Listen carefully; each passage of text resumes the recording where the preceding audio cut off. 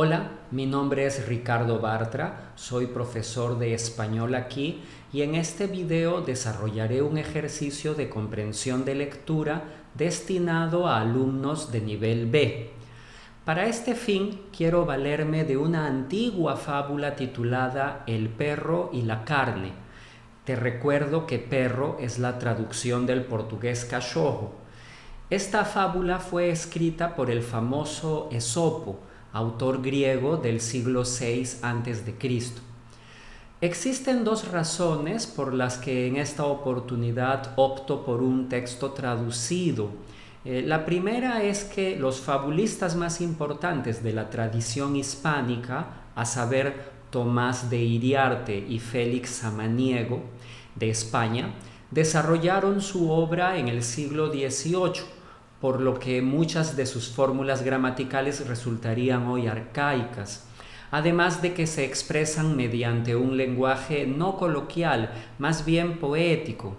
En cambio, la traducción que utilizaremos está adaptada al español contemporáneo. Esta ha sido extraída del sitio de internet Biografías y Vidas, del que dejaré el enlace en la descripción.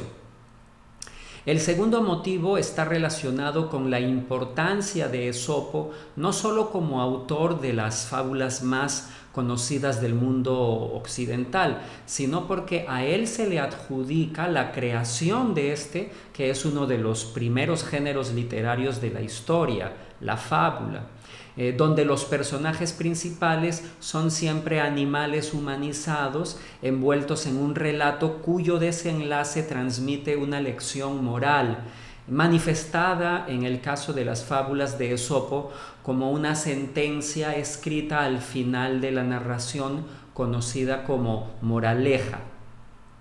Antes de pasar a su lectura, quiero destacar algunas palabras y expresiones que me parece importante que los alumnos incorporen a su repertorio. Algunas de estas tienen un equivalente directo en portugués, pero tal vez no sea frecuente encontrarlas en las metodologías de español como lengua extranjera. Empezaré por el adjetivo manso, sinónimo de tranquilo o calmo. Por ejemplo, mi perro no ataca a nadie, es muy manso. Después, la expresión de pronto, que significa de manera repentina, de forma súbita. Me accidenté en la bicicleta porque de pronto apareció un gato en el medio de la pista. Ahora el sustantivo trozo, equivalente a pedazo. ¿Cuántos trozos de carne quieres en tu plato? Tenemos también la palabra bocado, referida a cualquier porción de comida que cabe en la boca. Comí solo 2 bocados de mi sándwich porque tenía que salir deprisa. Luego el verbo suceder, que en este texto es lo mismo que ocurrir, acontecer. Durante el viaje me sucedieron cosas muy extrañas. El adjetivo codicioso, que se refiere al que nutre una ambición desmedida, exagerada. En los casinos, los clientes más codiciosos acostumbraban perder todo su dinero. Y finalmente el adjetivo ajeno, que se dice de lo que no es propio, lo que es de otro. La intimidad ajena es algo que no me interesa. Recapitulando, manso, de pronto, trozo, suceder, bocado, codicioso y ajeno.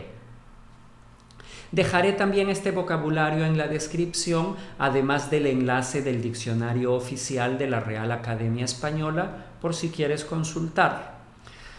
El perro y la carne es una fábula muy corta. Después de leerla analizaré junto con ustedes algunos detalles que me parecen muy importantes. El perro y la carne. Junto a un río de manso curso y cristalinas aguas, caminaba cierto perro ladrón con un hermoso pedazo de carne entre los dientes. De pronto se vio retratado en el agua, y al ver que otro compañero suyo llevaba también en la boca un buen trozo de carne, quiso apoderarse de él, soltó la carne que desapareció en el río y contempló espantado que se quedaba sin el bocado verdadero y sin el falso.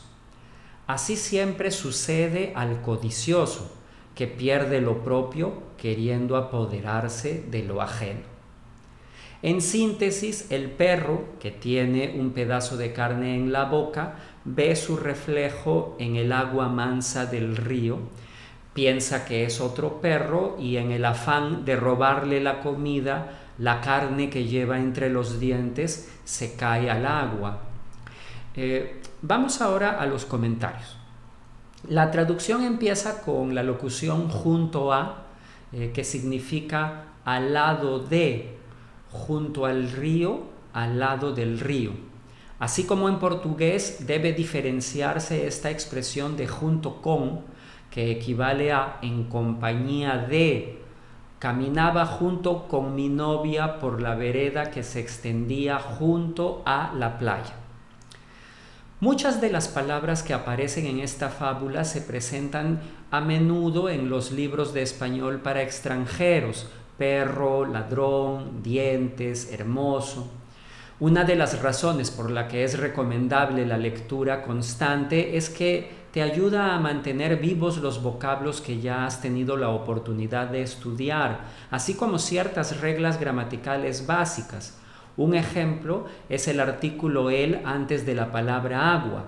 Decimos el agua fría, el agua limpia, con lo que queda claro que agua es un sustantivo femenino, pero se usa con el artículo el para evitar la incómoda repetición de la vocal a que ocurriría si dijéramos la agua.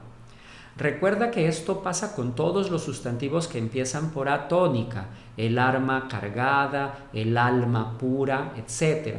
Este artículo el que aparece antes de agua no es estrictamente el artículo masculino, sino una forma mutilada del antiguo artículo ela que se registra en el español medieval.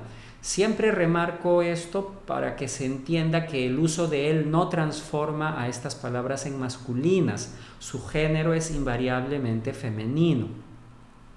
Presta atención también al uso del verbo quedarse para manifestar la inmovilidad del personaje en medio de una circunstancia nueva.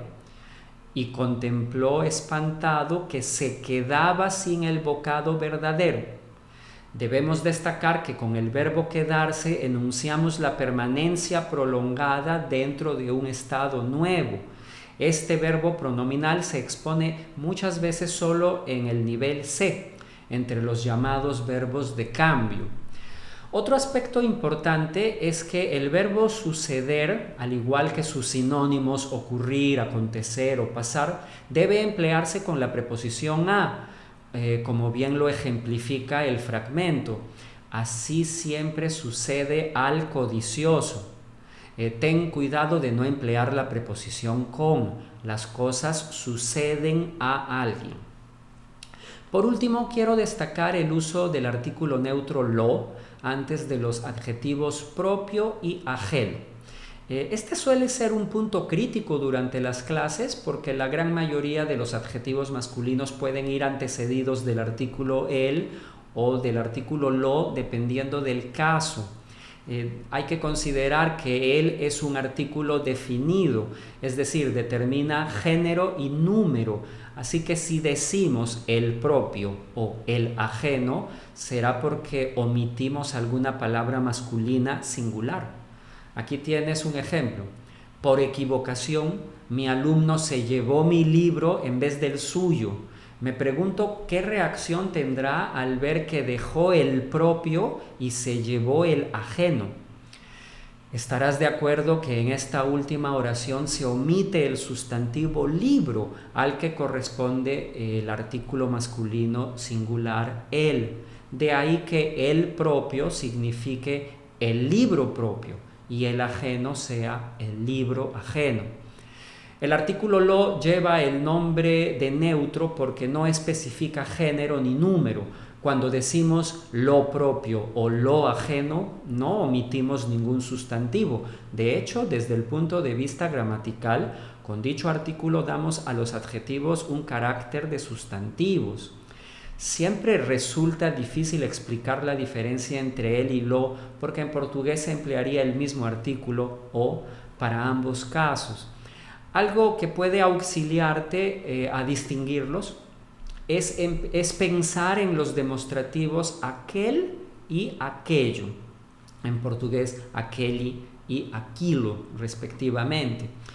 Puedes asociar el a aquel porque ambos se corresponden con sustantivos masculinos singulares. El propio equivaldría a aquel que es propio, como aquel y que es propio, mientras que lo tendría un parentesco con aquello. De esta manera, lo ajeno sería igual a aquello que es ajeno, semejante a aquilo que alheio. Como ves, podemos aprovechar mucho una fábula a pesar de consistir en un relato muy corto. En un video futuro leeremos otra narración de Esopo que nos servirá como un ejemplo notable de la utilización de los pronombres de complemento.